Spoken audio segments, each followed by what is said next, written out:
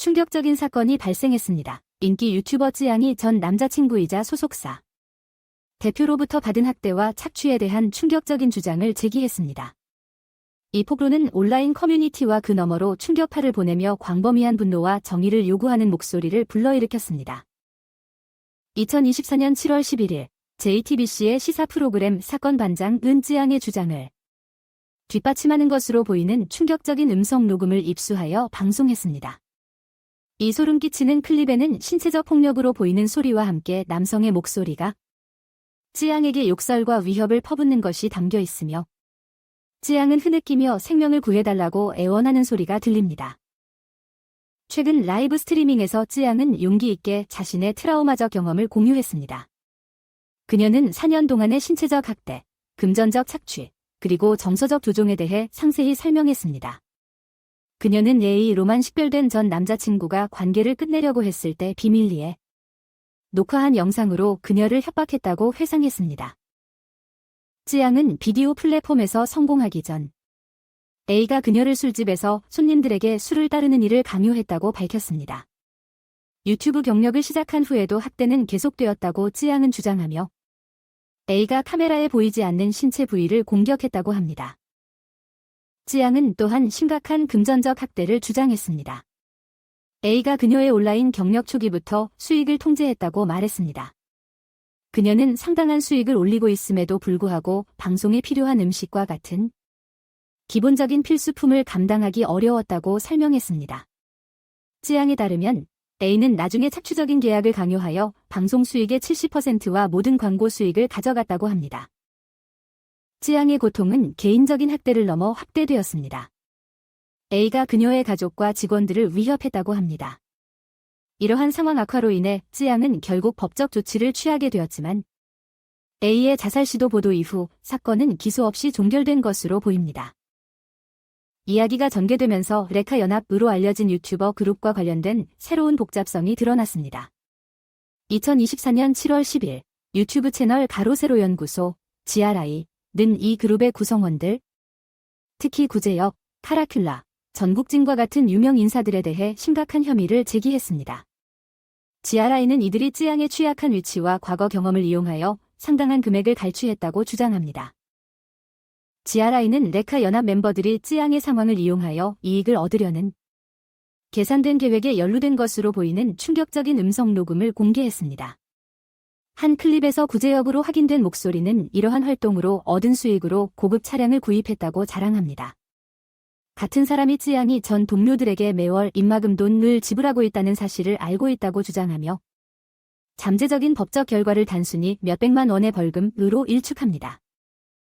더욱 충격적인 것은 카라큘라로 추정되는 다른 목소리가 쯔양을 타겟으로 삼아 얻을 수 있는 잠재적인 이익에 대해 조언하는 것입니다. 이 화자는 냉담하게 그러한 행동의 장단점을 저울질하며 유튜브 채널이 폐쇄되더라도 큰 보상금이 그만한 가치가 있을 수 있다고 제안합니다. 이러한 폭로는 대중의 분노를 불러일으켰습니다. 혐의를 받은 유튜버들은 혐의를 강력히 부인하고 있지만 여론의 법정은 이미 판결을 내린 것으로 보입니다. 이 스캔들은 이제 법 집행기관의 주목을 받아 연루된 당사자들에 대한 공식 고발이 제기되었습니다. 상황의 심각성에 대한 신속한 대응으로 이 사건은 서울중앙지방검찰청 형사 3부 부장검사 최순호에 배정되었습니다. 이러한 빠른 대응은 당국이 이러한 혐의를 얼마나 심각하게 다루고 있는지를 보여줍니다. 온라인 커뮤니티는 혐의를 받은 이들에 대한 비난과 쯔양에 대한 지지의 목소리로 들끓고 있습니다. 소셜미디어 플랫폼 전반에 걸친 댓글들은 정의가 실현되어야 한다는 지배적인 정서를 반영하고 있습니다. 많은 이들이 검찰의 개입으로 진실이 밝혀지고 적절한 결과가 따를 것이라는 확신을 표현하고 있습니다. 이 사건은 인터넷 명성의 어두운 이면, 콘텐츠 제작자들의 취약성, 그리고 디지털 공간에서의 더 큰 보호의 필요성에 대한 광범위한 논의를 촉발시켰습니다. 수사가 진행됨에 따라 많은 이들이 유튜브 커뮤니티 내의 관행에 대한 철저한 조사와 이러한 착취를 방지하기 위한 안전장치 구현을 요구하고 있습니다. 쯔양 사건은 온라인 스타덤의 화려한 외관 뒤에 숨어있는 잠재적 위험에 대한 강력한 경고로 작용합니다. 이는 종종 위험한 인터넷 유명인의 세계를 항해하는 이들을 위한 투명성, 책임성, 그리고 지원 시스템의 긴급한 필요성을 강조합니다. 이야기가 계속 전개됨에 따라 그 영향이 직접적인 관련 당사자들을 넘어 멀리 퍼져나가 잠재적으로 한국과 그 너머의 온라인 콘텐츠 제작 환경을 재형성할 것이 분명해 보입니다. 이 전개되는 사건은 국민들의 이목을 집중시켰으며 많은 이들이 유튜브 커뮤니티 내의 착취의 깊이에 대해 충격을 표현하고 있습니다. 이 사건은 콘텐츠 제작자들, 특히 온라인 명성과 그에 따른 비즈니스 측면의 복잡한 세계를 헤쳐 나가기에 준비가 되어 있지 않은 젊고 취약한 개인들이 직면할 수 있는 잠재적 위험에 대해 조명을 비추고 있습니다. 찌양의 고난에 대한 폭로는 매니지먼트 에이전시와 콘텐츠 제작자들, 그리고 그들의 이익을 대변한다고 주장하는 이들 사이의 권력 역학에 대한 더 큰 조사를 요구하는 목소리를 불러일으켰습니다. 많은 이들이 빠르게 진화하는 디지털 콘텐츠 산업에서의 감독과 규제 부족에 대해 의문을 제기하고 있습니다. 이른바 레카 연합대의 관여는 이 사건에 또 다른 복잡성을 더했습니다. 논란의 여지가 있는 콘텐츠와 공격적인 전술로 알려진 이 느슨한 유튜버 연합체는 자신들의 이익을 위해 찌양의 과거를 이용한 혐의를 받고 있습니다. 유출된 대화들은 만약 진실로 밝혀진다면 계산된 착취와 동료 콘텐츠 제작자들의 복지에 대한 냉담한 무시의 충격적인 그림을 그려냅니다. 이 사건에 대한 대중의 반응은 신속하고 열정적이었습니다. 소셜미디어 플랫폼들은 찌양에 대한 지지 메시지와 그녀를 착취했다고 주장되는 이들에 대한 비난으로 넘쳐나고 있습니다. 많은 댓글 작성자들은 이러한 유튜버들의 주장된 어두운 면을 모른 채 그들을 팔로우하고 지지했던 것에 대해 배신감을 표현하고 있습니다. 서울중앙지방검찰청이 이 사건을 신속하게 다루기 시작한 것은 많은 이들에게 긍정적인 신호로 받아들여지고 있습니다. 정의가 실현될 것이라는 뚜렷한 기대감이 있으며 많은 이들이 이 사건이 향후 유사한 상황들이 어떻게 다뤄질지에 대한 선례를 만들기를 희망하고 있습니다.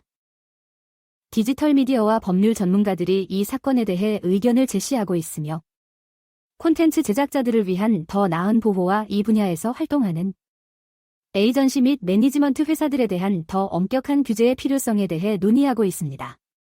일부는 착취와 학대를 방지하기 위한 산업표준과 윤리 지침의 수립을 요구하고 있습니다. 수사가 진행됨에 따라 이 사건이 한국 유튜브 커뮤니티와 더 넓은 디지털 콘텐츠 산업에 있어 분수령이 될 수 있다는 인식이 커지고 있습니다.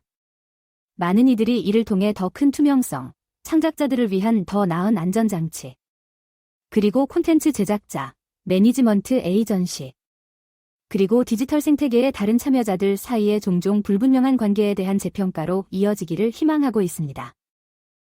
찌양 사건은 디지털 시대의 명성의 본질, 유튜브와 같은 플랫폼들이 그들의 창작자들을 보호하는 데 있어서의 책임, 그리고 갑자기 스포트라이트를 받게 된 이들을 위한 더 나은 지원 시스템의 필요성에 대한 전국적인 대화를 촉발시켰습니다. 이는 인터넷 명성의 잠재적 어두운 면과 끊임없이 진화하는 디지털 환경에서의 경계의 중요성에 대한 강력한 경고로 작용합니다. 이 사건은 또한 온라인 명성의 심리적 영향과 착취의 가능성에 대한 주목을